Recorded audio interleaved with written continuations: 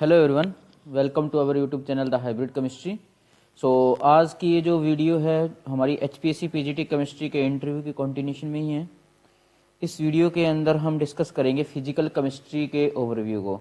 इससे पहले हम practical portion, inorganic chemistry, organic chemistry के ओवरव्यू को डिस्कस कर चुके हैं और फिजिकल केमिस्ट्री को डिस्कस करेंगे।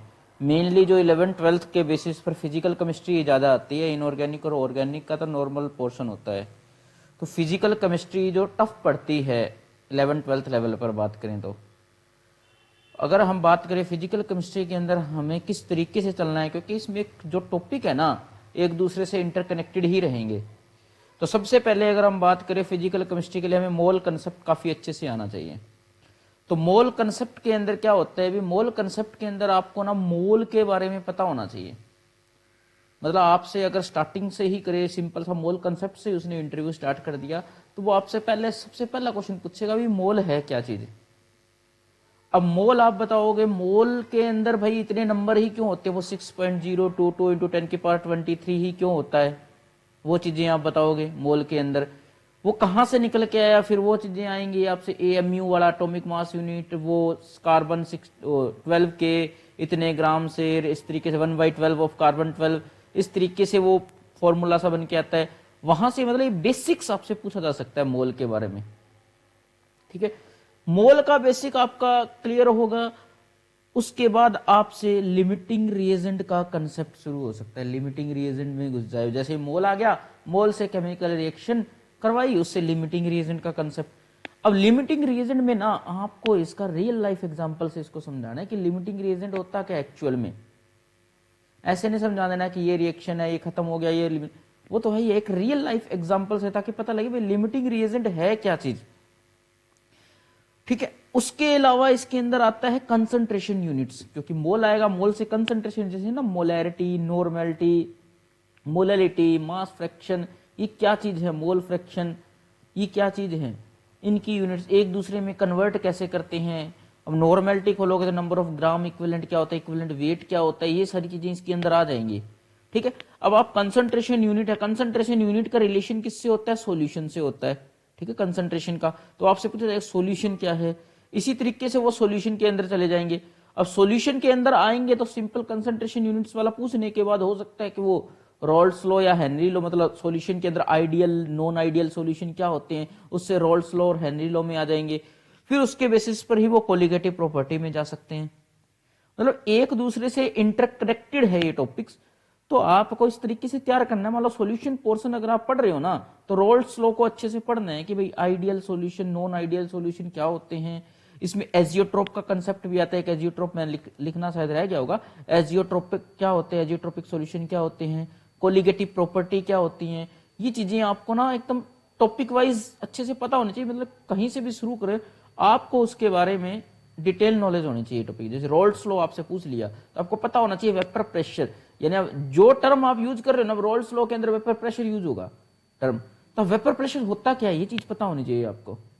ठीक है, प्रेशर क्या होता है, किस चीज को आप प्रेशर बोलते हैं, वेपर प्रेशर किसको बोलते हैं, छोटी छोटी चीजें ना बेसिक्स पूछा जाएगा आपसे। ऐसे नहीं है भी कुछ भी पूछ लिया जाए, बिल्कुल बेसिक, और जो आपके मुंह से शब्द निकलेगा उसी से क्वेश्चन आएगा। ठीक है, इस चीज का ध्यान देना है आपको। उसके बाद अब सॉल्यूशन पढ़ोगे, सॉल्यूशन में कहीं ना कहीं बात चलेगी, तो उसके बाद आता है इक्विलिब्रियम। इक्विलिब्रियम में क्या, देखो इक्विलिब्रियम में ना पहली चीज तो आपसे कंसेप्ट सिंपल सा कि भाई इक्विलिब्रियम होता क्या है, ये चीज भी आपसे नॉर्मल सा पूछ लिया सर। तो इसके अंदर जो बेसिक इंपॉर्टेंट कंसेप्ट क्या है आपका, इंपॉर्टेंट है इसके अंदर ली चैटलियर प्रिंसिपल, सबसे इंपॉर्टेंट है ये। ठीक, आप ओनली ली चैटलियर प्रिंसिपल से भी अगर आपका डेमो बोले तो इक्विलिब्रियम बोले तो ली चैटलियर प्रिंसिपल से भी शुरू कर सकते हो। ठीक है, ये तो इसका आपको ना बहुत सारी एप्लीकेशंस हैं, उन एप्लीकेशन के बेस्ड पर भी क्वेश्चन आ सकता है। ली चैटलियर प्रिंसिपल के एप्लीकेशन बेस्ड क्वेश्चन, लाइक वो जो नहीं होता कि गर्मियों में कपड़े सूख जाते, इवेपोरेशन वाला कंसेप्ट, कपड़े क्यों सूखते हैं क्यों नहीं सूखते हैं, शायद तक जितना मेरे को अभी मैं रिकॉल कर नहीं पा रहा हूँ अच्छे से, और इसका एक एप्लीकेशन बेस्ड जैसे ली चैटलियर प्रिंसिपल है, कुछ ना कुछ रिलेशन है। भाई सर्दियों में कपड़े नहीं सूखते, गर्मियों में जल्दी सूखते हैं, कुछ इस तरीके का एग्जाम्पल है एक। ठीक है, देख लेना अगर आपको बुक में कहीं मिले तो, मुझे मिला तो मैं जरूर बता दूंगा आपको। और एक जैसे कॉमन आयन इफेक्ट क्या होता है, कॉमन आयन के ऊपर ही चलेगी चीजें सारी, जो कॉमन आयन का इफेक्ट क्या है कि एग्जांपल से समझाना, इसी से ही आपका सोल्यूबिलिटी प्रोडक्ट का कंसेप्ट निकलेगा। और सॉल्ट हाइड्रोलिसिस, इक्विलिब्रियम के अंदर आयनिक इक्विलिब्रिया का जो पार्ट होता है ना, उसके अंदर सॉल्ट हाइड्रोलिसिस है, ये मोस्ट इंपोर्टेंट टॉपिक में से एक है। जैसे ली चैटलियर प्रिंसिपल इंपोर्टेंट है ना, वैसे ही सोल्ट हाइड्रोलिसिस इंपोर्टेंट है। ठीक है, इसके अंदर सोल्ट की कौन सी हाइड्रोलिसिस होगी, स्ट्रॉन्ग एसिड की हाइड्रोलिसिस होती है, स्ट्रॉन्ग की होती है, वीक की होती है, इस तरीके से हाइड्रोलिसिस। ठीक है, अगर यहां से ना आप एसिड, जैसे ही आप सोल्ट हाइड्रोलिसिस पहुंचोगे, यहां से एसिड बेस का नाम आएगा, यहां से वो एसिड बेस का कंसेप्ट, इक्विलिब्रियम पढ़ रहे हो तो एसिड बेस का कंसेप्ट आपको, यानी जितनी भी थ्योरी बनी हुई है ना, जैसे कि लुईस एसिड ब्रॉन्स्टेड वाली थ्योरी होगी, जो अरहेनियस एसिड बेस कंसेप्ट हो गया, मतलब इस तरीके से ना लुईस एसिड बेस कंसेप्ट हो गया, इस तरीके से अलग अलग कंसेप्ट दिए हुए हैं उसके, मान लो एसिड और बेस बताने के, वो चीजें आपको पता होनी चाहिए। किसी क्या बताया था, किसी ने बोला था H+ डोनर हो, किसी ने बोला था H और OH वाला कंसेप्ट, ठीक है, किसी ने इलेक्ट्रॉन के बेसिस पर बताया ये चीजें। और दूसरी बात अगर आप बात करें तो पीएच, पीएच होता क्या, यानी कि पीएच की फुल फॉर्म क्या है, पी और एच, पोटेंशियल ऑफ हाइड्रोजन कहते हैं इसको, या पावर ऑफ हाइड्रोजन लिखा हुआ आता है, इसका मैथमेटिकल फॉर्मूला क्या होता है। ठीक है, ये पीएच कंसेप्ट के, पीएच अगर निकालोगे तो आपसे बफर सॉल्यूशन के बारे में पूछा जाएगा, बफर सॉल्यूशन क्या होता है, जो पीएच चेंज को रेजिस्ट करता है, वो buffer solution most important topic है बफर वाला। इससे क्वेश्चन पूछे जाने के बहुत ज्यादा चांसेज है बफर वाले से। तो बफर कैपेसिटी, ठीक है, दो टाइप के होते हैं, एसिडिक बफर, बेसिक बफर। ठीक है, इसका एक ना पैटर्न होता है कि किससे बनता है, मतलब जो वीक वाला जो कंपोनेंट होता है ना, जब आप मिलाते हैं तो वही उसका बफर माना जाता है। इस तरीके से आपको ना पैटर्न की फॉर्म में पढ़ना है, ताकि आपके दिमाग में रहे कि बेसिक बफर क्या होता है, एसिडिक बफर क्या होता है, ठीक है, बफर कैपेसिटी क्या होती है, ये चीजें आपके माइंड के अंदर क्लियर होनी चाहिए। हेंडरसन हासलबाल्च इक्वेशन जो होती है एक, ठीक है। उसके बाद बात करें तो आप इलेक्ट्रोकेमिस्ट्री की, अगर इलेक्ट्रोकेमिस्ट्री की बात होती है तो सबसे पहले इलेक्ट्रो और केमिस्ट्री, यानी कि इलेक्ट्रोलाइट्स क्या होते हैं, ये चीज इलेक्ट्रोलाइट्स आएगी, स्ट्रॉन्ग इलेक्ट्रोलाइट, वीक इलेक्ट्रोलाइट, यहां से उसकी कनेक्टिविटी का वो ग्राफिकल वे, जितना ग्राफिकल वे में रहोगे ज्यादा अच्छे से समझा पाओगे। ठीक है, और सामने वाले को भी आपके ऊपर कॉन्फिडेंस जनरेट होगा कि आप ग्राफ से समझा रहे हो चीजों को। ठीक है, क्योंकि ग्राफ से वही बंदा समझा पाता है जिसको कंसेप्ट क्लियर होता है। कंडक्टिविटी वाला पोर्शन शुरू हो गया, जिसमें कंडक्टिविटी में मतलब कंडक्टेंस कितना वो ग्राफ के में स्ट्रॉन्ग इलेक्ट्रोलाइट, वीक इलेक्ट्रोलाइट्स वाला कंसेप्ट शुरू हो जाएगा। सेल, इलेक्ट्रोकेमिस्ट्री की बात आई आगे, सेल क्या होता है, इलेक्ट्रोकेमिकल, इलेक्ट्रोलिटिक, इस सेल के बारे में कंसेप्ट चलेगा।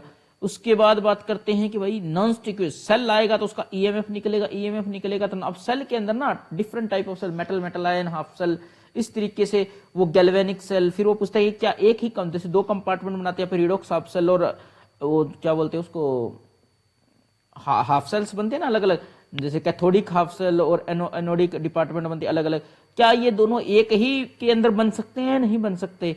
अगर बन सकते हैं तो उसका एक एग्जांपल, मतलब एक ही कंपार्टमेंट के अंदर दोनों इलेक्ट्रोड डाल दी बिना सॉल्ट ब्रिज के। सॉल्ट ब्रिज का काम क्या है, क्या सॉल्ट ब्रिज के बिना सेल काम कर सकता है? पहली चीज तो आपसे ये यहीं फंसा लेगा, मतलब पहला क्वेश्चन आपसे नॉर्मल सा क्वेश्चन पूछा जाता है कि अगर किसी के रिएक्शन, मतलब उसके अंदर सॉल्ट, सेल के अंदर सॉल्ट ब्रिज नहीं है, ठीक है, क्या वो सेल चलेगा या नहीं चलेगा? यस या नो बताना है आपको, सिंपल सी बात है। ठीक है, आप सोच के मुझे आंसर करना, आपको पता चल जाएगा कंसेप्ट, मतलब इस तरीके से बेसिक, मतलब सॉल्ट ब्रिज का यूज क्या है, क्या सॉल्ट ब्रिज के बिना, आप कमेंट बॉक्स में इसका आंसर जरूर करना कि सॉल्ट ब्रिज के बिना क्या वो सेल चलेगा या नहीं चलेगा। ठीक है, चलेगा तो क्यों चलेगा, नहीं चलेगा तो क्यों नहीं चलेगा। ठीक है, अगर आपने बोला यस चलेगा तो क्यों चलेगा, अगर आपने बोला नहीं चलेगा तो क्यों नहीं चलेगा। ये चीजें ना ऐसे छोटे छोटे क्वेश्चंस हैं, बिल्कुल बेसिक, कोई हाई फाई क्वेश्चन आपसे नहीं पूछा जाएगा कि हाँ उसके पीछे की रिएक्शन लिख दे, उसके पीछे का ये बता दे, ये बता दे, बिल्कुल बेसिक्स। जैसे कंडक्टिविटी होती क्या है, ठीक है, अब आप सेल बताओगे, ईएमएफ बताओगे तो ईएमएफ से आपका नॉन्स्ट इक्वेशन। ठीक है, ऐसे नॉर्मल क्वेश्चंस आपके दिमाग के अंदर फिट होने चाहिए। अब बात कर लेते हैं आगे काइनेटिक्स की, इलेक्ट्रोकेमिस्ट्री से काइनेटिक्स में दे। अब काइनेटिक्स के अंदर ना, अब देखो तीन चीजें अपन ने पढ़ी, इससे पहले अपन ने इक्विलिब्रियम के बारे में देखा। इक्विलिब्रियम, काइनेटिक्स और थर्मोडायनेमिक्स, ये तीन टॉपिक ऐसे हैं जो एक दूसरे से इंटर रिलेट करते हैं। ठीक है, थर्मोडायनेमिक्स क्या कहती है, हमें रिएक्शन होगी या नहीं होगी, यस या नो बताती है। काइनेटिक्स हमें बताती है किस स्पीड से होगी, इक्विलिब्रियम हमें बताती है कितनी होगी। ऐसे आपके कंसेप्ट क्लियर होने चाहिए एक एक चीज, ठीक है। अब काइनेटिक्स अगर हम पढ़ेंगे ना, काइनेटिक्स के हमें रेट का कंसेप्ट पढ़ना पड़ेगा, रेट है क्या, ऑर्डर क्या होता है और हाफ लाइफ क्या होती है, तीनों अलग अलग चीज।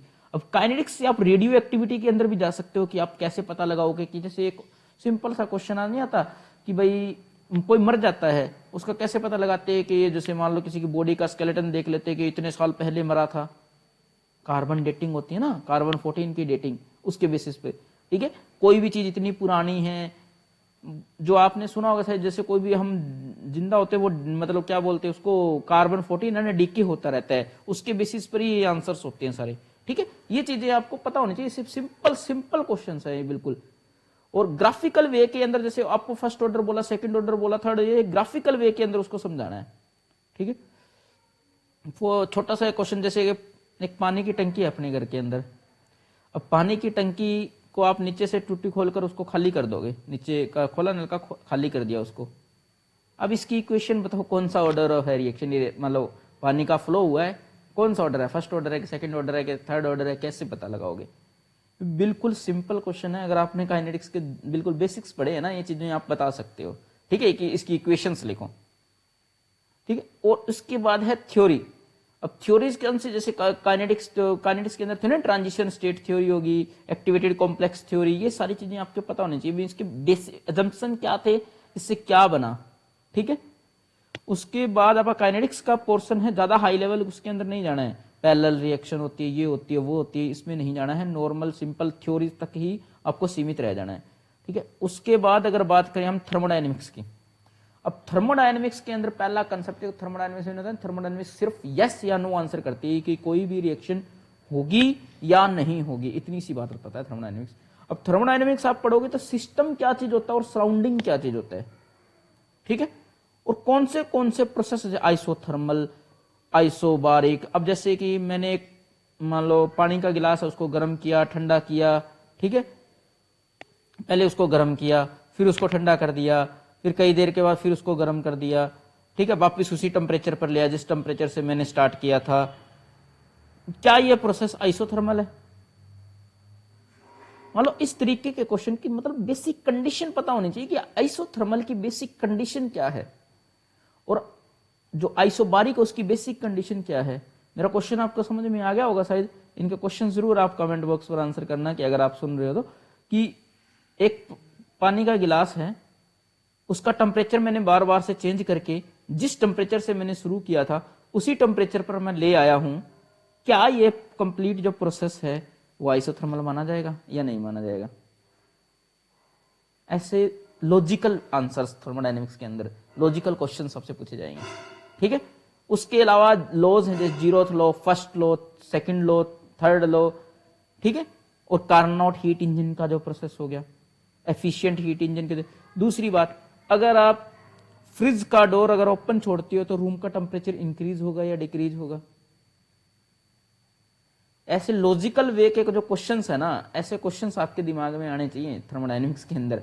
थर्मोडायनेमिक्स अगर आप बोलोगे तो बहुत अच्छे अच्छे क्वेश्चंस बनते हैं, और इन्हीं क्वेश्चंस से आपसे मतलब जो डेली लाइफ से रिलेटेड क्वेश्चन है, जैसे फ्रिज का डोर ओपन कर दिया आपने, क्या टेम्परेचर बढ़ेगा या नहीं बढ़ेगा, या कम होगा या बढ़ेगा, क्या होगा, मान लो उसके पीछे का एक्सप्लेनेशन मांग लिया, ठीक है।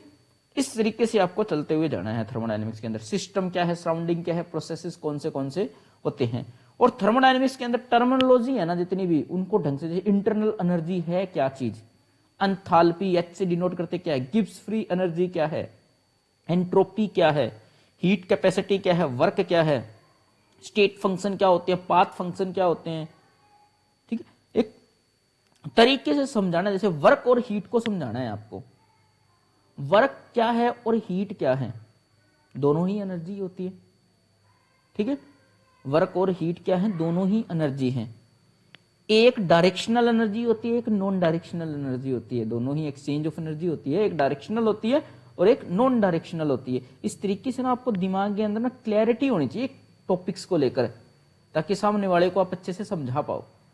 उसके बाद अगर बात करें आप थर्मोकेमिस्ट्री आती है इसके अंदर, जैसे नहीं होता स्टैंडर्ड एंथैल्पी ऑफ रिएक्शन क्या होती है, वो कंबशन क्या होती है, ये सारी की ना बिल्कुल क्लियर एग्जांपल के साथ, जैसे कि एक मोल को जलाने के लिए जितनी वो होगी एंथैल्पी रिलीज होगी उसे कंबशन कहते हैं, एक मोल कंपाउंड बने उसे एंथैल्पी ऑफ फॉर्मेशन कहते हैं, ऐसी चीजें with reaction with examples.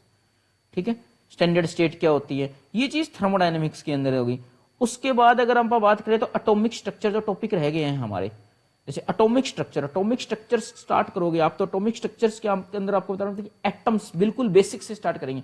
What is atom, molecule क्या होते हैं, कंपाउंड क्या होते हैं, तीनों में डिफरेंस क्या होता है। ठीक है, Bohr model, Schrödinger wave equation क्या है, क्वांटम नंबर और जितने भी प्रिंसिपल्स हैं। अब बोर मॉडल बहुत ज्यादा इंपॉर्टेंट है, इसके ऊपर काफी क्वेश्चंस बनेंगे बोर मॉडल के ऊपर। ठीक है, और एटम वाला पढ़ रहे हो आप तो न्यूक्लियस के अंदर इलेक्ट्रॉन क्यों नहीं रह सकता, इसको एक्सप्लेन करो हाइजेनबर्ग अनसर्टेनिटी प्रिंसिपल से। ठीक है, मान लो हाइजेनबर्ग अनसर्टेनिटी प्रिंसिपल से आप क्या एक्सप्लेन कर दो कि भाई न्यूक्लियस के अंदर इलेक्ट्रॉन एग्जिस्ट ही नहीं कर सकता। ऐसी चीजें, ऐसे सिंपल क्वेश्चंस हैं जो आपसे पूछ सकते हैं एटॉमिक स्ट्रक्चर्स के अंदर। ठीक है, उसके बाद अगर हम बात करें स्टेट ऑफ मैटर रह गया, देखो स्टेट ऑफ मैटर के अंदर पहली चीज तो आएगी भी स्टेट कितनी होती है, 5 स्टेट जो हम जनरली पढ़ते हैं, सॉलिड, लिक्विड, गैस, प्लाज्मा और वो बोस आइंस्टाइन कंडेंसेशन स्टेट है। ठीक है, पांचों के एग्जाम्पल। सॉलिड स्टेट के अगर आप स्टार्ट कर रहे हो तो सॉलिड स्टेट के अंदर आपको क्रिस्टल सिस्टम और लैटिस का पता होना चाहिए। ठीक है, लैटिस जैसे एफसीसी क्या होता है, बीसीसी क्या होता है, कंप्लीट इसके अंदर कितने नंबर ऑफ एटम है, कहां प्रेजेंट है, ऐसे समझाना आना चाहिए आपको अच्छे से। इसकी पैकिंग एफिशिएंसी क्या है, क्लोज पैक्ड है या नहीं है। और क्रिस्टल सिस्टम की बात करें तो 7 क्रिस्टल सिस्टम होते हैं अपने। ठीक है, उनकी कौन सी लेंथ होती है, जैसे आप क्यूट अवर मदर करके याद रखते होते हैं। और ब्रेग्स लॉ की डेरिवेशन क्या है, कैसे निकला ब्रेग्स लॉ, और ब्रेग्स लॉ से कैसे समझे, डिफेक्ट्स वाला पोर्शन हो गया।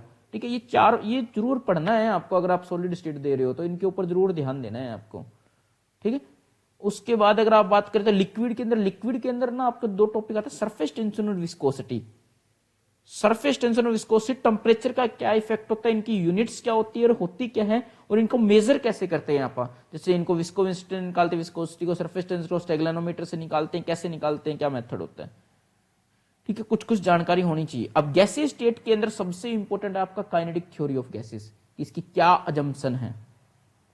उसके बाद रियल गैस क्या होती है। मान लो देखो काइनेटिक थ्योरी ऑफ गैसेस के ना 2 अजम्पशन ऐसे हैं जिसके ऊपर ही रियल गैस का कंसेप्ट आया, वैन डर वाल गैस का। एक तो वो इंट्रायनिक इंटरेक्शन वाला, और एक इंट्रायनिक इंटरेक्शन हो गया, एक और था मेरे को अभी रिकॉल कर नहीं पा रहा, मतलब 2 ही हैं जिसके ऊपर रियल गैस का कंसेप्ट आया है। जो रियल गैस है ना वो फॉलो नहीं करते, बाकी सारे काइनेटिक थ्योरी ऑफ गैसेस के जो है ना वो, हाँ दूसरा सा वॉल्यूम ऑक्यूपाइड वाला, ठीक है, नेग्लिजिबल नहीं होता है वो वाला। 2 कंसेप्ट ये है जिसके इन छोड़ बाकी सारों को इनको छोड़ करना बाकी सारे जो भी है ना पोस्टुलेट है ना रियल गैसेस ओबे करती हैं काइनेटिक थ्योरी ऑफ गैसेस के, ये 2 नहीं करती हैं। इसी से आपका स्टार्ट होगा कंप्रेसिबिलिटी फैक्टर वो ग्राफ वगैरह वाला पोर्शन, वैन डर वाल गैस इक्वेशन वाला। ठीक है, इसके बाद एक लास्ट टॉपिक जो हमारे 11th 12th के अंदर होता है वो था सरफेस टेंशन, सरफेस केमिस्ट्री। इसके अंदर आपका होता है एडजॉर्प्शन क्या होता है, एब्जॉर्प्शन बिल्कुल बेसिक, लैंगमेयर क्या है, फ्रेंडलीच क्या है, कोलॉइडल सॉल्यूशन क्या होते हैं। ठीक है, नॉर्मल बेसिक्स पढ़ना है इनका, बिल्कुल डिटेल में जाने की जरूरत नहीं है। लैंगमेयर अच्छे से आना चाहिए आपको, लैंगमेयर और फ्रेंडलीच में डिफरेंस क्या होता है। ठीक है, और ये सब करने के बाद भी ना एक प्रैक्टिकल का पोर्शन आता है, क्योंकि जब आप वो पढ़ेंगे ना पीएच वाला पढ़ते हैं वहां पे, वहीं से कंडक्टोमेट्रिक टाइट्रेशन का एक कंसेप्ट कंडक्टिविटी पढ़ेंगे। ये जो प्रैक्टिकल वाला पोर्शन है ये हो आता तो हायर लेवल में कंडक्टिविटी टाइट्रेशन, पर ये हमें पढ़ना पड़ेगा क्योंकि वहां अगर हम कंडक्टिविटी बोलेंगे ना तो कंडक्टिविटी टाइट्रेशन के बारे में हमसे, और हमारे सिलेबस में भी मेंशन है, ये हो सकता है हमसे पूछ ले, उसका ग्राफिकल वे बना ले कि स्ट्रॉन्ग एसिड स्ट्रॉन्ग बेस की टाइट्रेशन है, कैसे जाएगी कंडक्टिविटी टाइट्रेशन। ये चीज हमें अच्छे से ध्यान देनी है। ठीक है, कंडक्टिविटी टाइट्रेशन में तो ये कुछ टॉपिक्स थे जो मैंने आपके साथ डिस्कस करे हैं। अगर आप फिजिकल केमिस्ट्री में होपफुली आप सभी ने तैयारी तो कर ही ली होगी, तो इन चीजों पर, अगर इन चीजों में से कोई चीज रह गई है तो इन चीजों पर जरूर ध्यान देना कि ये मोस्ट इंपॉर्टेंट टॉपिक्स में से एक है। सिलेबस तो आप सारा करोगे ही करोगे, पर ये जो चीजें मैंने बताई इसके ऊपर ध्यान जरूर देना, क्योंकि अगर इंटरव्यू चलेगा तो कहीं ना कहीं एक टॉपिक चलेगा, उसके बाद तो आपके ऊपर डिसाइड है। मान लो आप कुछ भी पढ़ के जा रहे हो ना, स्ट्रॉन्ग जो टॉपिक है, आपके ऊपर डिसाइड है नेक्स्ट क्वेश्चन आपसे आपने उससे क्या पूछवाना है, क्योंकि आपके जो आंसर दोगे उसी के बेसिस पर तो उसने क्वेश्चन पूछना है। आपने मोल कंसेप्ट बोला, उसने बोलना है मोल क्या है, मोल है आप बोलोगे कार्बन 12, वहां से क्या पता वो आइसोटोप वाले में घुस जाए। ठीक है, इस तरीके से ही चलेगा, मान लो आपके ऊपर है सारी चीजें। ठीक है, अगर ये वीडियो अच्छी लगी है तो लाइक शेयर सब्सक्राइब करना ना भूले, और जो मैंने क्वेश्चन पूछे हैं हो सके तो उसको कमेंट बॉक्स पर जरूर लिखना, पता तो चले कि भाई आपकी लॉजिकल वे सही है या गलत है। बाकी आपको अगर किसी को डाउट आता है तो हमसे टेलीग्राम चैनल से जुड़ सकते हैं, डिस्क्रिप्शन बॉक्स में उसका लिंक है, टेलीग्राम चैनल, या पर्सनल मैसेज कर सकते हैं, हमें जितनी हेल्प होगी हम जरूर करेंगे आपके। वीडियो अच्छी लगी है तो लाइक शेयर सब्सक्राइब करना ना भूले। धन्यवाद।